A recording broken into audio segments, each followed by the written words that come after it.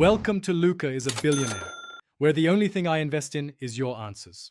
You start by opening the Google Play Store app and locating the exact app page you want to share. Once found, tap the app so the details screen loads.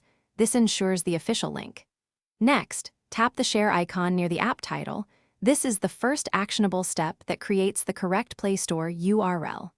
Do this now, because sharing from anywhere else can send incorrect links or screenshots, and you want the official store link that installs directly.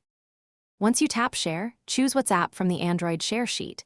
This guarantees the Play Store link is delivered, not an image. Then pick the contact, group, or new chat you want, tap their name so the chat opens in WhatsApp. You can add a short note explaining why you recommend the app. After appending text, press Send to deliver the Play Store link. This method works because WhatsApp forwards the official Play Store URL, allowing recipients to tap and open the store directly. Finally, confirm the message displays a Play Store preview. That preview proves you sent the official link.